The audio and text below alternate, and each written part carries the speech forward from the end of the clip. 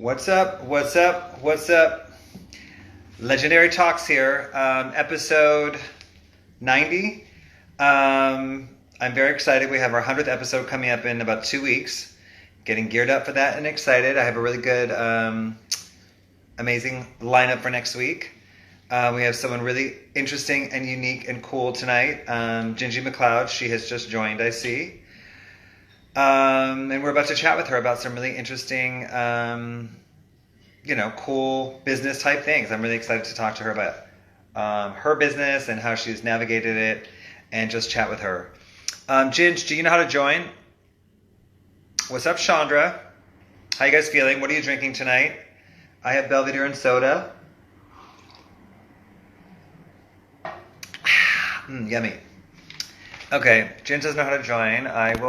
I'm gonna ask her right now to join. Ginge, so just. It's her first live. She's like my new sunglasses. Oh, perfect. Hi, boo. Hi. So, John Paul Gaultier in your honor. Oh my gosh, why am I not wearing Jean Paul Gaultier? How are you feeling? I should be. I feel amazing. I'm drinking kombucha. I am drinking Belvedere and soda. What's our drinking word going to be tonight? What's our drinking word going to be? Jean Paul Gaultier. Okay. So we just said it. Cheers. Cheers. Okay, so first of all, you're fine. You look great. First of all, I want to thank you for doing this. You've seen some of these in the past, but it's my 90th episode. And, we celebrate people that have just been really important to culture. And I think that you have a really interesting story that I want to share with people, which we'll get to. But first, my first question I like to ask people is introduce yourself to me as if I didn't know who you were. Okay. I'm from Washington, D.C., and I came to New York after high school to study fashion and enter the fashion industry. And I did that for some time before I started my own business, which is now an e-commerce destination where I sell fashion accessories that include the paparazzi visor. Great. That's my business background, obviously. So you're from DC, and I said this many times. I think that the kind of like 8, 9, 10, 11, 12-year-old age, it really shapes who we are as creative adults. So, what's your main inspiration or influence from DC? What do you take with you in life that influenced you from DC? From DC, definitely being from Chocolate City, like an all black city. Yep. My entire surroundings were all black. So Yep. that was definitely number one. My mother had taken me to like fashion fair, fashion shows, and music, Prince, Michael Jackson, music videos. What's the first music video you ever remember? I guess the first one, what was the first one? Like Michael Jackson, right? Yeah, that was the first one. What was the first fashion moment you remember? Like Diana Ross on the red carpet or something. What's the first fashion moment you ever remember? Probably, why am I drawing a blank? But her movie. Mahogany. Yes, that. which is quite a fashion moment. I would say too, I didn't see Mahogany when I was like a little kid. I saw it when I was a little older. And I mean, I just showed it recently in LA, like in the past year. And it's like still one of the most fashionable films that ever existed. You mean? Yeah. And I also think too, which is so amazing in it, which I was telling, it was a lot of younger people there. And I said, it came out in 1972 or 1973. To have a black woman lead like that at that time, it was like an amazing thing. So and she was so ahead of her time, Yeah, I mean, definitely that. And I think my mother too, her fashion as well. I mean, she was not a model, but she was in Essence magazine. She went to Howard. They came to her campus and they photographed like some of the students. So just that picture hanging up and, like the stuff she wore in the 80s and stuff like that was very influential. I met your mom and she's still fab, so. Thank you. Who's the first black model you remember? Iman. And then was it, I also think too, as creative people, we're very thirsty for culture, you know. So you said Essence, but where were you getting your culture besides Essence? What were some other places you were getting culture at a young age? Yeah, I mean, Music so videos, you said, you know, things like that. You know, where were you getting your information from? yeah, so when I was, I mean, this is a little later, but when I was in like, you know, late junior high school, I used to get all of the European fashion magazines like mailed to my house. So like European Harper's Bazaar, you know, French Vogue, British Vogue, all of those mailed to my house. I would read them like cover to cover. I got to know all the names of the, you know, all of the houses, you know, like V&A, you know, Balmain, Balmain, you know, all of those. I say it like the kids do now, like Balmain. You know, I got to know all of those. I got to know all those like society people and all that stuff. And I just was really influenced by all of that. So And you were the Denise Cosby of your family, it's safe to say. I wanted to be, but I think, and I heard you say it too, I was definitely Vanessa. I wanted to be First of Denise, all, but I was all my definitely friends, for Vanessa. years, all my friends have been telling me they're Denise Cosby. I'm like, girl, you're Vanessa, you're not Denise Cosby. You know, I would say Lisa Bonet is probably one of the most iconic people, you know, up there with Diana Ross in a lot of ways, you know, just for what she stood for at the time, you know. Okay, so why did you move to New York? For fashion, I only applied to one school. It was FIT, and I was like, if I don't get into FIT, I don't know what's gonna happen. But that was the motivation. That was the mission.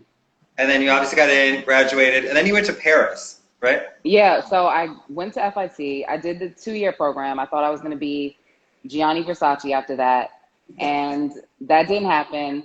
So I was like, so after FIT, I went to work at Jeffrey in the meatpacking, like before it was the meatpacking, Yeah. and I did retail. And I was like, this is not why I came to New York. Wait, I have a couple questions. Sorry to interrupt. What was your first year in New York like? You've been going to New York, I know a lot, but what was that first year when you lived there? Was that, because I think that first year is so, you know, makes you who you are, basically, that first year. It was a wake up. It was a rude awakening. Like, Yeah. because I used to come to New York and go to Century 21 and go shopping and, you know, do all the fun stuff. But then living here was RIP, totally RIP Century, different. RIP Century 21, Right. by the way. RIP Century 21. Like, yeah, totally Um, RIP. I so mean, what did you learn that first year in New York? Because I think that, you know, just makes you who you are. I say that first year, you're good after the first year, you mean? well, I definitely learned that I wanted to be a New Yorker, Yeah. and that I could survive in New York. You know, Yeah. like I was made for this. Yeah. I It's learned like that. my first year in New York, I came from Detroit, and I remember like even after like 2 or 3 weeks, you know, New York is dangerous and all these different things, and I'm walking around and I'm like, I was like, yeah, I'm dangerous. this is it. I was like, you know, Right. Detroit is dangerous. New York is like, you know, rough, but Detroit is dangerous. Right. So, and then what clubs were you going to back then? What were the hot clubs when you first went to New York? The tunnel. Like I love the tunnel. I love like the hood shit, you know. I Who wasn't into doesn't? like the Who doesn't? glamorous stuff. Yeah. I wanted the hood Well, stuff. no, there was a certain glamour to that. I always think. I mean, I'm sure you were dressing like in, you know, Moschino or something. There was a Yeah. certain glamour. There's a certain glamour. I think that's always been there. You know what I mean? In Yeah, I those mean it things. was yeah, I was definitely on First of that all, side of it's it, but listen. It's fur coats. It's champagne. It's diamonds. So yeah. what's not glamorous about that? That's the truth. I mean, so I've always thought that. So. Yeah. I mean, I definitely got more because in DC it was all about go-go music, which, Hmm. you know, is not a New York thing. And New York is all about hip hop, obviously, and rap. So that was different for me, which I love. So I was like all immersed in that, you know, Yeah. rather than like dance music or whatever club music, you know? It's interesting because again, Detroit versus New York. Something about New York and hip hop it's so ingrained in New York City in a way that's not in other cities. You know, it is Right. like, you know, we had hip hop of course in Detroit, but it's different in New York. It was kind of coming out of New York at the time, but like something about New York and hip hop are so intertwined that I think it engulfs you when you arrive. I mean, that's what, Yes. you know, yeah, Yes. so. I loved it. And I lived at FIT on campus, so we would walk to the tunnel and back. You know what I mean? So fun. My first apartment was on 28th Street in New York, and I worked at the Limelight on 23rd, so we walked too. Like, Yeah. you know. Yes. um, so you moved to Paris, and why did you move to Paris? So I went to Parsons to go to fashion school again to get another degree. And Parsons had a like study abroad for a year. So I moved to Paris to do a year at Parsons, Paris. And so I had an apartment there. I lived totally on my own and, you know, did a year there. And that was a dream come true. You know, so I went to school there. I lived there. I spoke the language. I, you know, went grocery shopping on my own. I did everything on my own. And yeah, I did an internship. It was fun. It was amazing. What did you learn? What did you learn? I guess about yourself when you were in Paris, Um, or what did Paris teach you in general that year? I don't know. It's just you learn so much about yourself when you're in a different country. It's Yeah, just on your I own. think On you your just own. learn how to you just grow. You know, you just grow outside of yourself. There's something that you can't learn about yourself when you're around your Comfort. family. Comfort. Yeah, Comfort. exactly. Wait, let me ask you this: did you speak French like fluently before you went, or sort of I fluently? never spoke French. I never learned French. I never knew anything about French. That's the point. Like I did, you know, I took a semester of Spanish in high school, and then when I went to Spain, you know, 10 or 15 years later, I was on my own, and guess what? I had to figure. I didn't, you You know, have to. like it's like you pick it up. I'd been Right. with Spanish friends, and then all of a sudden I was by myself and had to navigate situations, and I was like, oh, I kind of can speak Spanish, you know, like Right. because you have to, because you You have have to. to. Okay, so then you came back to New York, and then you kind of got immersed in just like the fashion industry, right? Yeah, so when I came back to New York, it was totally different. Like, Yeah. it was like, so when I first came to New York, you know, I wanted to do the type of fashion that I always dreamed of, which was high-end designer Yeah. fashion. But when I Which is came back, like Jean Paul Gaultier. Cheers. exactly, ooh, cheers, Jean-Paul Gaultier, exactly. That was what I wanted to do. But when I came back from Paris, like all the, you know, hip hop streetwear fashion was and celebrity apparel was, you know, that was what was popular. That was what Like was the making Sean money. Johns and the Rockaware and stuff, you mean? Yeah, yeah. Sean John, Baby Fat, you know, Yeah. all that stuff. And I really had no choice. Also, I had a baby. So I had no choice but to work in that field. You know Yeah. what I mean? Yeah. So, and then it was also like I was going on interviews at so many places, and the only places I would get hired at were those places. So I had really no interest in streetwear at all. But because I had a degree from FIT and from Parsons, they all wanted to Street, hire me. yeah. You know what I mean? Streetwear had an interest in you, though. Yeah. And I mean, um, they offered me, you know, really good salaries because I had the degree. So, I yeah. mean, it worked. Um, and then you started your own line. Saint Chic was your first line, right? Yeah. And Yep. what year did you start that? 2011, which Okay. is the year I met you, actually. I calculated. Okay, so how, I usually ask each person this. What's your first memory of me before we get into Saint Chic? The first memory is, well, when I met you at your, you had like a vintage sale where I Was it, bought a Jean-Paul Gaultier scarf from you. you did? Cheers. Cheers. I don't remember. I might have sold it. We're gonna get drunk. We're gonna get drunk some Gautier. Right? And how was I nice to you? Did we connect? Yeah, you were so nice. I Yeah. mean, we met through a mutual friend, and you Yeah. were so nice. I had just moved into our, you know, neighborhood. Janelle So yeah, Snowden is who we met through, right? yep, I always thought you were a cousin for some reason because I think she said she was bringing her cousin and then she instead brought you. So in my head, you were her cousin. You mean? yeah. Um, okay, so you launched Saint Chic in 2011, and why did you finally decide to do your own line? Because I was designing for other companies and people for so long, and I was like, I can do this. Yeah. I went to, I forgot, I think it was like Reformation, this girl, she was designing this line, and it was popular. And like I went for this interview, and she totally like sunned me at the interview. Like she treated me like a slave, literally. Yeah. And I got so pissed. I was like, I can do this shit on my own. So Yeah. I went and started my own line. And I mean, it was more like a fun thing at first, you know what I mean? It didn't really take off at all, but Okay. I just had to do it for myself, you know? Yeah. Yeah. And then when did it start to kind of get some traction? Um, So I had the second collection was a bondage collection. That's what I called it. I actually designed it when I was in Paris. And it was like these leggings that people really liked and they bought I know, them. yeah. I know what you're talking about. Yeah. They're great. Yeah. So that was when it kind of took off. And then, so what's the kind of like next step for the line? What happened next?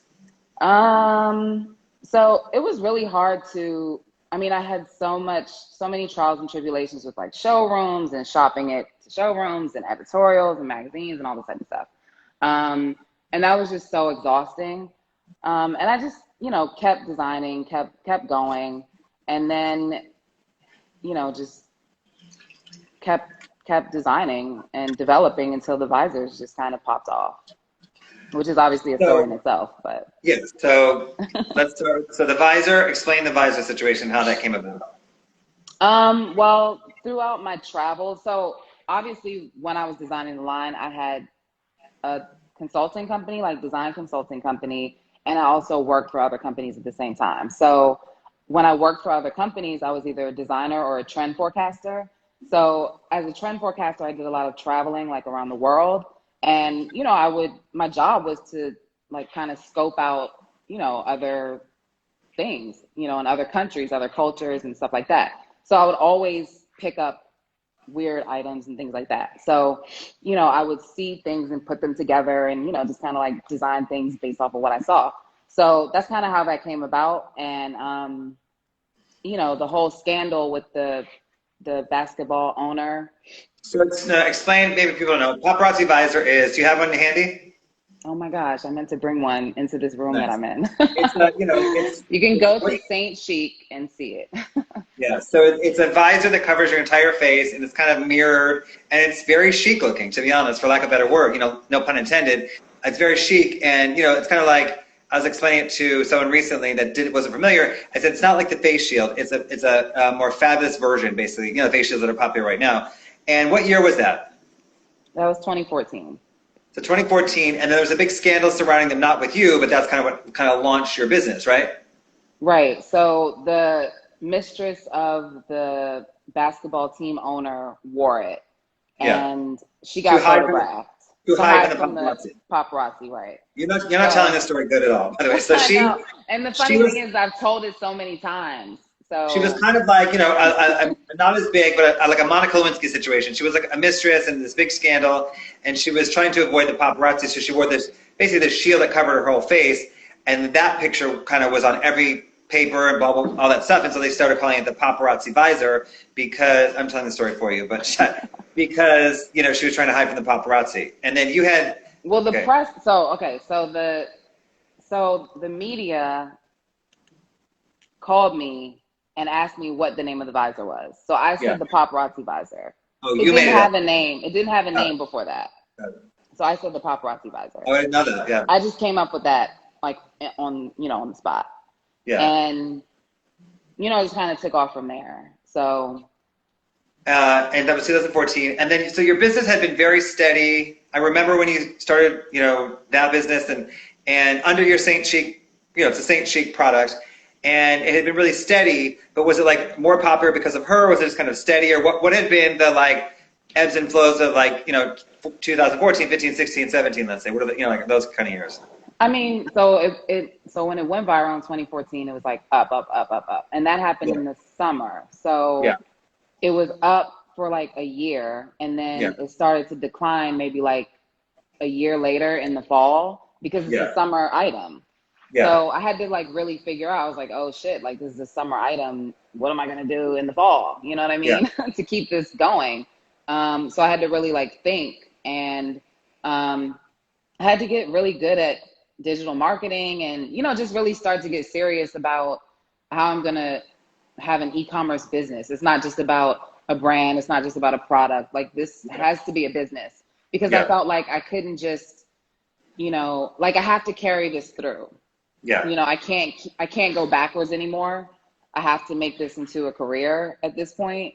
So I really just had to do a lot of research and, figure out how these e-commerce brands make it work. And it's really digital marketing.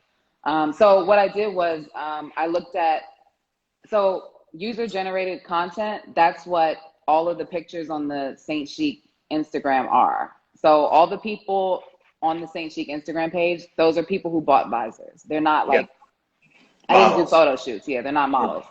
So I looked in the photographs and I'm like, what do the customers like? So I started looking at the pictures and then putting the stuff that they like on the site, you know? So that's what I did. Well, you've also been, really creative because, the reality is it isn't like a seasonal item, but you've been really creative at sustaining your business. You're always kind of doing something innovative since I've known you with this business. So, you're always kind of coming up with something and keeping it fresh for something that's, the same product kind of season after season. You always keep it really fresh. What are some like tips maybe you can give someone?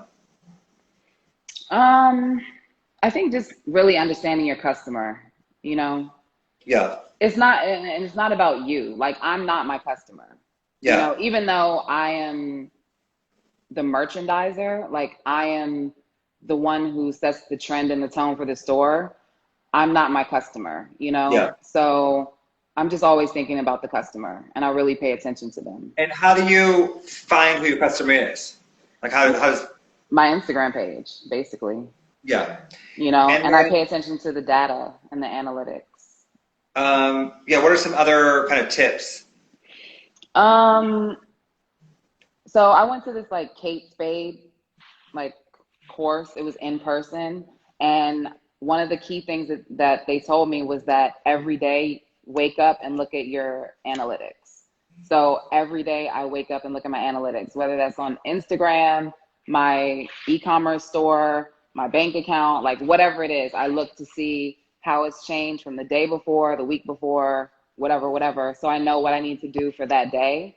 Do I need to work harder on this or that? What do I need to do? Where is it kind of needs to be focused on, basically? Yeah. Okay, and then you have this steady business for 6 years, and then Corona happened. So March of 2020, your business went like this. So because everyone needs a face shield in a literal sense. So and then how did you navigate that? And I know that you just kind of put your head down and just did the work. I know that about you, but how was that for you, and how did you navigate that? Because your business tripled or quadrupled or something, right? Yeah. So things were going up anyway, because I had really started to master the digital marketing and stuff. But so when Corona happened, I was personally super anxious. Like, I thought everyone was going to die. I thought it was over. Yeah. And some people were saying to me, oh, this is a good time to start marketing the visors for COVID and all this. And I was like, no, it's not. I don't want to be a part of that. I don't think that's a good idea. Yeah. And I didn't do that. But then again, my customers, they started wearing the visors that they already had for COVID. So I was like, oh shit, like they're doing this. So I started to, like you said, put my head down and be like, okay, I'm going to survive. Like, just get some ginger tea, some sea moss. I'm going to make it, and I'm going to get this coin. You know what I mean? So I, again, just started adding, masks and shields and stuff to my site to, go along with the visors that are obviously face shields that people already felt comfortable wearing during COVID. And it took some time to develop the clear ones that I have now, just because, they're obviously for sun protection, and the holographic lens is what makes them cool. So the clear one was like, okay, clear, that's kind of basic and boring. That doesn't make any sense, but people want clear. So that took a little bit of time. But it was just a matter of, again, seizing the opportunity, which was horrible, but it had to be done, and other people were doing it. So, why didn't I do it? Why wouldn't I do it? No, I know that your business, you were fortunate to have business. A lot of people don't have business at all right now. So Amazon, prime example. Amazon's business is, so busy right now. Okay, it's a circumstantial situation, so. But there were actually a lot of roadblocks that made it hard too, because I couldn't advertise masks at all, and I couldn't advertise face shield at all. So even during the normal summertime, Why? because they banned advertising masks and face shields on Google, Instagram, everywhere. So like even during a normal summertime when I would advertise the visors for summertime, I couldn't do that. So that was a huge blow to like the normal summertime ad budgeting. You know what I mean? Yeah. So yeah, I just want to really talk about kind of your e-commerce business that you set up in 2014, and now you have a very successful, creative, innovative business. It's really, I've seen it grow, and I see you put the work into it, and I've seen like, how creative you are with it and how much you've learned along the way, so. I know you've seen me going through it. What is or what would be your dream job? Oh my God, I definitely had my dream job. I didn't have it for long enough, but trend forecasting was my dream job. Yeah. That is the dream job. Yeah. That was it. It's kind of hard to Well, like already have your dream job. right. Trend forecasting does sound like the perfect job, really. Travel around the world and pick out cool stuff. I think Yes, that I was could do that one. I could trend forecast. Yes. And then, okay, so switching gears a bit, what are the 5 best parties you've been to? Your birthday. Which one? Your birthday. The one at what is the name of the club on Ninth Avenue? Marquee or Stage 48? Yeah, Marquee. What happened there? Oh my God, don't ask me what happened. I always draw a blank. I remember one birthday where you were, Little Kim and I were literally performing on the stage. The one where Little Kim was there. And I saw you, no, I was on the stage, I saw you in the audience just kind of being like, oh my God, I definitely remember your face. But that was the one, right? No, you're mushing them all together, but. I can't remember when drinks. What are some other fab parties you've been to? I definitely Diddy's 40th party at the Plaza was amazing. Was that him? Were we I together? don't think I knew you then. Did I know you then? I don't know. Definitely like a party in Paris, like a Fashion Week party that I crashed or something. You're being very vague, but I understand what you mean. You're like a party. I have a horrible memory. You can like anyone knows this about me, and especially like if it's late night and drinks are involved, I definitely can't remember. Who are your top 5 designers of all time? Obviously, Paul Gaultier. Definitely. Wait, cheers. Who? Cheers. Well, hold on. Sorry to cut you off. So, we went to the Paul Gaultier exhibit at the Brooklyn Museum, and I can't think of a better person to go with because, you love Paul, as do I. And it was an amazing exhibit, but we kind of just separated for 2 or 3 hours. We never said, let's go. We were just separate the whole time, just kind of like amazed the whole time. It was amazing, that exhibit. I know. I love that. You were the best person to go with, so. I love that one. Yeah. I love Versace, obviously. Me too.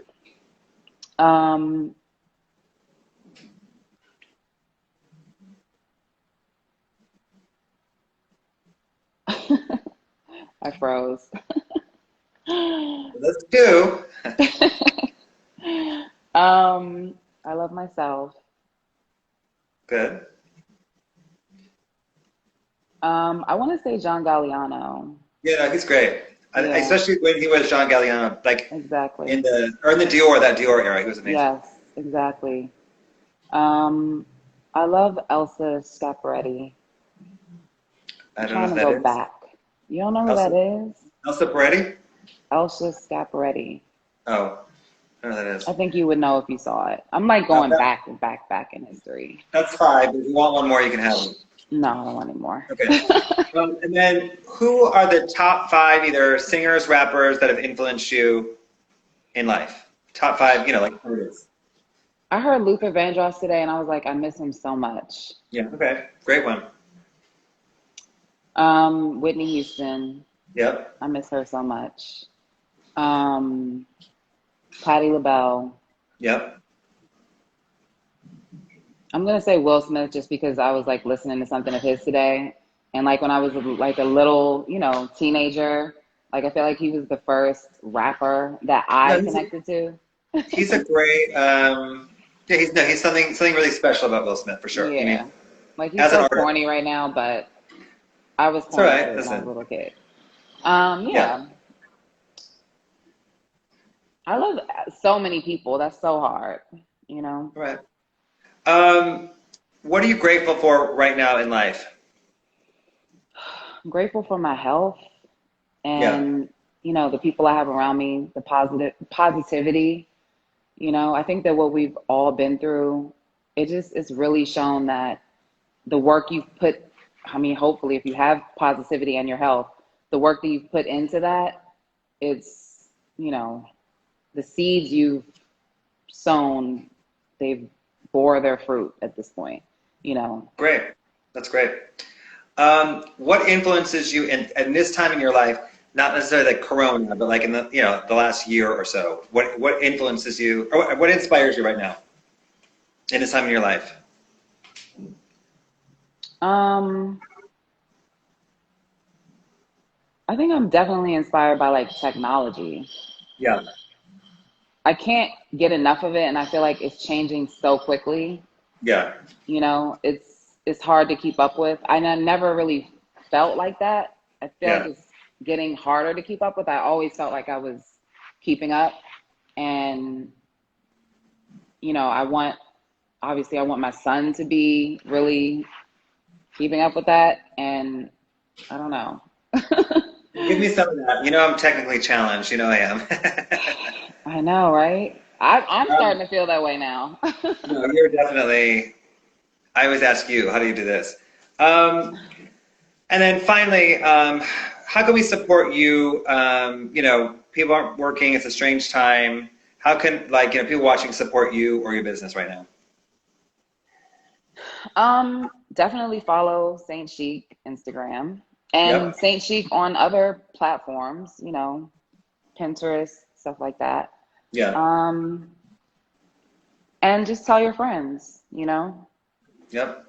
I don't know. I definitely want to grow Saint Chic. It's Saint Chic Incorporated now. So I definitely want to grow it into other entities, not just the website e-commerce destination. Yeah. Because, you know, as we know, nothing stays the same. So, you know, so hopefully it'll grow into other areas. I think that's where I'm not stuck, but that's where I'm kind of in the planning phase right now. What's Yeah. next, you Yeah. know? So just, Um, you know, be my supportive friends as usual. yep. Saintchic.com. Yes. And then anything else you want to share before we wrap it up? Not really. Thank you. I love talking to you as usual. I want to, I just want to have you on, like I said, to kind of have you share your navigation of this e-commerce business that you've grown into something really successful, and kind of, what do they say? Fake it till you make it. You were kind of like figuring out as you went along, and just kept went from something small to bigger and bigger and bigger, based off of your own interest in technology and in learning and in growing it. I've seen you kind of like I said, just keep getting more and more innovative and creative on how to market and do these things. So it's been really impressive to witness. So congratulations on that. Thank you. I guess I do want to say one thing. If someone is, because a lot of people always ask me about like starting an e-commerce store or something like that. If you do want to do it, I definitely say go for it. It's not easy, but even though it looks easy, it's not. But go for it and start organically. And there's so many tools that, you know, make it easy to start.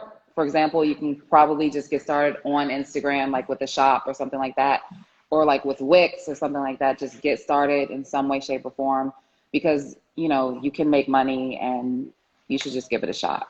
Yep. Awesome. Thank you. I appreciate you being on my 90th episode of Legendary Talks. Yes.